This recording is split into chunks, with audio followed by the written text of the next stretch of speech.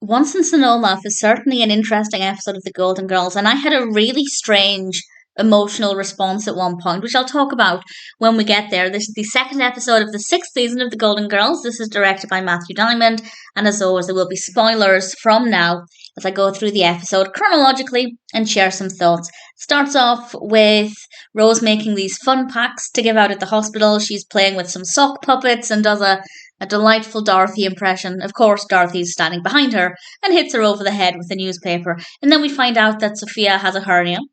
And this is because Dorothy had asked her to move a sofa, a wicker sofa, but nevertheless.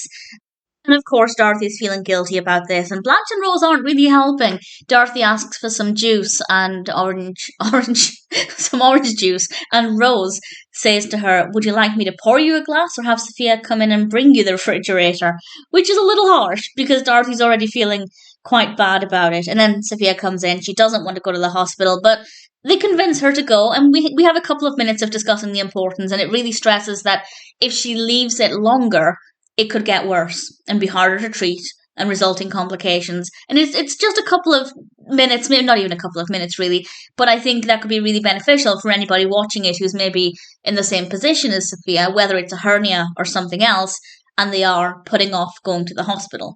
Honestly, that would be me. Like many people, not a fan of the hospital, and I would probably put it off until it's unbearable. So I think there's a good message there. And then we're at the hospital for a good chunk of the rest of the episode. We're in the hospital, and Rose is at the reception desk, and Brother Martin, a monk, approaches her. He's played by Ameche, and it turns out he's from St. Olaf. And Rose's face lit up. It was a really lovely moment, and it seems like there's a connection between them. They know the same people, and then Rose tells her story about how she was left on a doorstep in a basket of food, and it turns out he knew her father, and she got really excited by this because nobody's ever known who her father was or was able to tell her anything about him, so she naturally wants to know what he has to say. And he says, "I'm your father," and I burst into tears. It was the weirdest response I've ever had to anything ever. I just burst into tears, and it was very short-lived as well. I managed to get it together pretty quickly. But it was a really, really powerful moment. And I guess, if nothing else, it's a sign of how much I care about Rose and how easy it is to care for these characters. It was for me, quite an odd moment. I cry at things most of the time, but to just suddenly burst into tears like that was quite strange. Sophia has her operation. We cut to later on. She's healing well, apparently. And Rose is back at the house, confides in Blanche and Dorothy about her father. And I will say they weren't as surprised about the situation as I would have expected, because this is just a huge coincidence. Well, divine intervention or coincidence, depending on what you believe in. But certainly, if Rose had told me that, I would have had so many questions, and I would have been a lot more animated than Dorothy and Blanche were. But nevertheless, it's certainly an interesting scene. And then it gets dramatic, as there's a phone call, and Sophia is missing.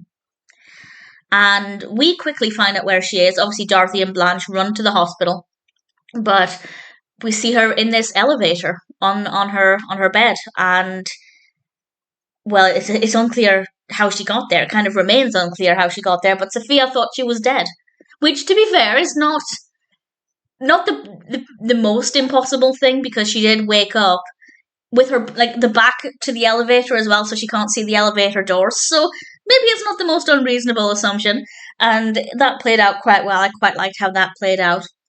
Rose then visits her father as part of her job, not because she wants to talk with him.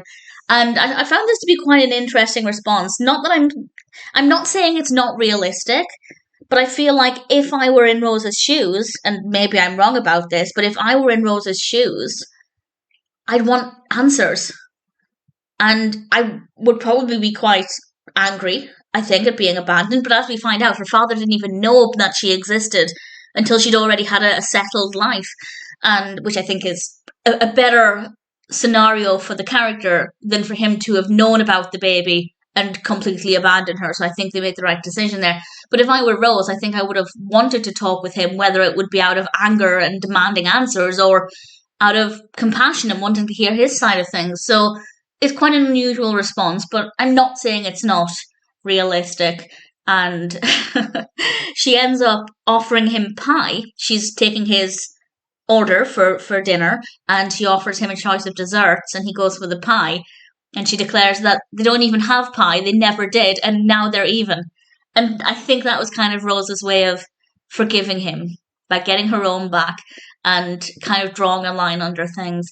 And then Dorothy and Blanche go into the lift, the elevator, and it was a little unrealistic because I feel like if you walk into an elevator, your vision's going to go to whatever's around you. Your peripheral vision is going to see that bed. Now, granted, they couldn't see Sophia, but if you're trying to find your missing mother and you see a hospital bed in an elevator, I feel like you should be looking at it. So, a bit unrealistic, but they leave the elevator.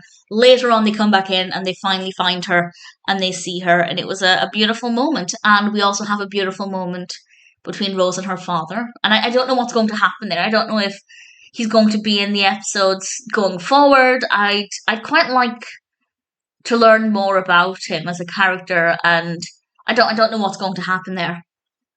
But I'm very keen to find out if we see him again and if Rose has the opportunity to build a relationship with her father. I hope so. I hope that's the case. It seems like by the end of the episode that's something that she really wanted, so fingers crossed. And we also learned that Sophia didn't get the hernia from moving the wicker sofa, so that I didn't expect that. I didn't see that coming. I genuinely assumed that's how she got the hernia, so that was good fun. It's an intense episode. It's funny. There's a lot of comedy in it, but it's got a lot of heaviness to it as well, and definitely a very emotional episode. And I really thoroughly enjoyed it. I think Once in St. Olaf is a fabulous episode of The Golden Girls, and I'm sure it's one that I'll always enjoy.